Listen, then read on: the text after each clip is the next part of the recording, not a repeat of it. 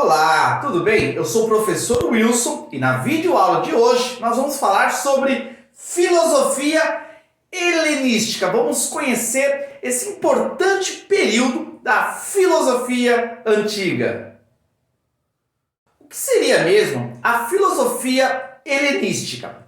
Ela é um movimento filosófico que ocorreu do século III ao século II a.C. Foi um período que sucedeu o período clássico, período estabelecido ali por filósofos importantes como Sócrates, Platão e Aristóteles. Após a morte de Aristóteles, vai dar início a um novo momento da filosofia, mais conhecido como filosofia helenística. Para entendermos melhor a filosofia helenística, é importante que a gente compreenda o contexto histórico, o que estava acontecendo naquela época. Vamos lá, primeiro aspecto, o domínio do Império Macedônico. Naquele tempo, houve uma guerra entre os gregos e os macedônios. Os macedônios venceram e dominaram ali aquela região. Felipe II morre, imperador da Macedônia, morre, e o seu filho, Alexandre o Grande, aquele mesmo conhecido conquistador que venceu várias batalhas, vai fazer com que o Império Macedônico domine ali grande parte daquela região.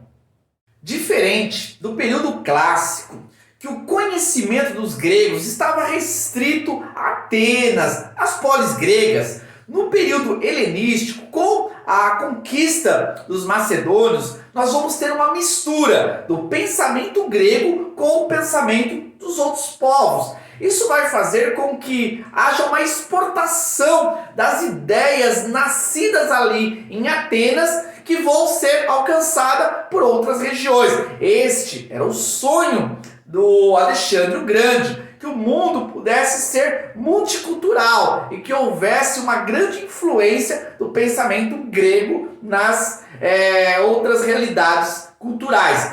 Esse sonho, de certa forma, tem se estabelecido. Hoje a gente vê no mundo ocidental muito da influência do pensamento grego. Esse movimento helenístico foi caracterizado com essa realidade da influência do pensamento grego nos outros povos. Outro aspecto importante também é a desilusão com a polis grega.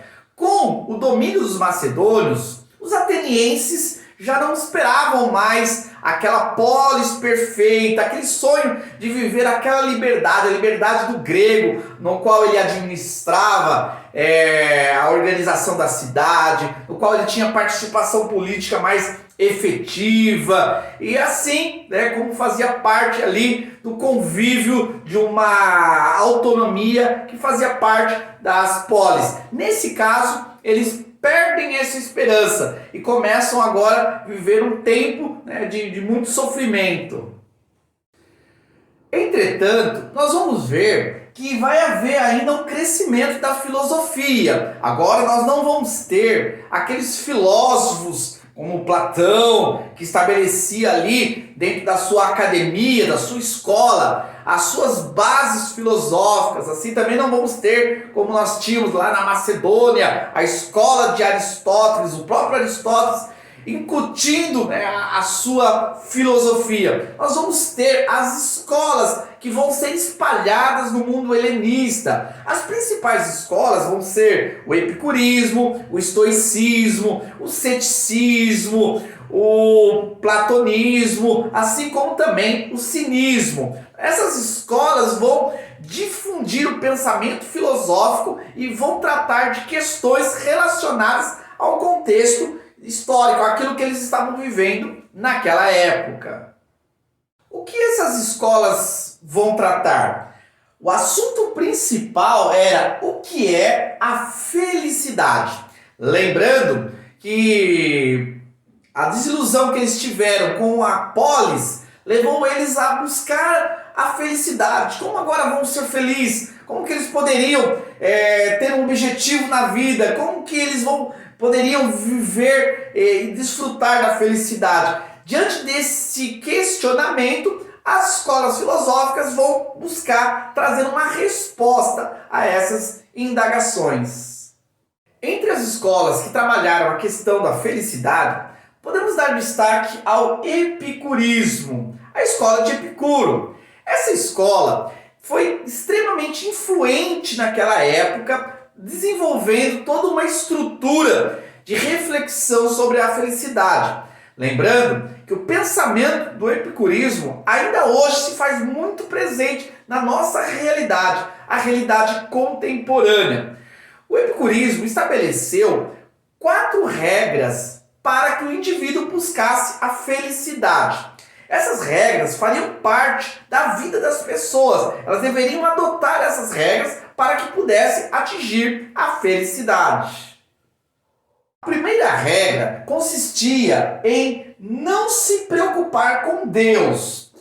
Para o epicurismo, Deus existe, sim, é uma realidade. Porém, Deus, ele não interage com os seres humanos. Deus criou o mundo e deixou o mundo às suas leis naturais. Portanto, o ser humano, segundo o epicurismo, para ser feliz, deveria se desencanar dessa ideia de Deus, de se relacionar com Deus, de fazer a vontade de Deus, de seguir os padrões de Deus, de seguir a moral de Deus. Esse pensamento, que é um pensamento antigo, que veio lá no período helenístico, hoje se faz muito presente. A gente percebe que as pessoas, elas buscam viver uma vida totalmente desligada de Deus.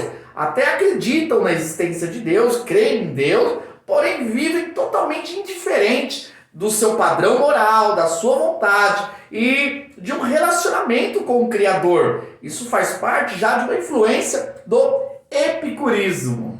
A segunda regra estabelecida pelo epicurismo consiste em não se preocupar com a morte. No epicurismo se ensinava que quando a pessoa morre, acabou. Não existe uma vida após morte, não existe um julgamento, não existe uma relação do que nós vivemos aqui nesse mundo e o que vai acontecer na eternidade. Para o epicurismo, para nós sermos felizes, devemos viver um momento, esquecer da morte. Quando a morte chegar, acabou. Então não se preocupe com a outra realidade pós-morte. Para o epicurismo, a felicidade consiste em não se preocupar com o julgamento futuro. Lembrando que esse pensamento também é muito forte hoje nos nossos dias. As pessoas estão limitando a vida a uma existência de 30, 40, 50 ou talvez 80 anos, como se a vida fosse somente esse tempo que a gente passa aqui nesse mundo. E por isso as pessoas estão se baseando numa felicidade momentânea, instantânea, temporal. Terceira regra estabelecida pelo epicurismo para buscar a felicidade é evitar a dor. Para ser feliz, nós devemos, segundo o epicurismo, evitar tudo aquilo que nos gera sofrimento, dor. Devemos ignorar, devemos nos afastar. Não aceitar a realidade é o melhor. Para o epicurismo, para ser feliz, nós devemos se afastar de tudo aquilo que gera um mal-estar para nós. Percebe-se que esse pensamento se faz muito presente hoje na nossa contemporaneidade. As pessoas, elas querem viver sempre as facilidades. Tudo aquilo que gera dificuldade, sofrimento, dor, procuram ser evitadas para que as pessoas possam se sentir bem. Por isso, nós temos visto que dentro do pensamento epicurismo há uma grande influência hoje na nossa concepção de felicidade. E o quarto e último apontamento do epicurismo é o clássico, é aquilo que finaliza a ideia da felicidade segundo essa escola filosófica. E vamos lembrar que é o que realmente tem sido muito pensado hoje nos nossos dias, que é o desejo. Quer ser feliz? Faça o que você tem vontade. Faça aquilo que te leve a se sentir bem. Busque aquilo que você gosta. Seja feliz. realize os seus sonhos, busque as suas vontades, viva para você mesmo, não se preocupe com os outros, não se preocupe com Deus, não se preocupe com o que as pessoas vão achar. Seja feliz, faça o que você deseja. Esse pensamento do epicurismo é o pensamento que hoje também se faz muito presente. Já o estoicismo, essa também importante escola do período helenístico, vai desenvolver uma filosofia em relação à felicidade. Vamos perceber que o estoicismo vai fazer um contraponto ao epicurismo. Para o estoicismo, a felicidade não é fugir da realidade, não é evitar a dor, o sofrimento, não. Para eles, consiste no contentamento. A felicidade é a aceitação da nossa realidade, é vivenciar cada momento, é entender que cada momento é importante. Portanto, a felicidade não é algo que nós vamos objetivar, que nós vamos buscar. Não, a felicidade está na nossa realidade, no nosso presente, no nosso momento de vida. Outro aspecto importante do estoicismo que completa essa ideia do contentamento é a questão do propósito.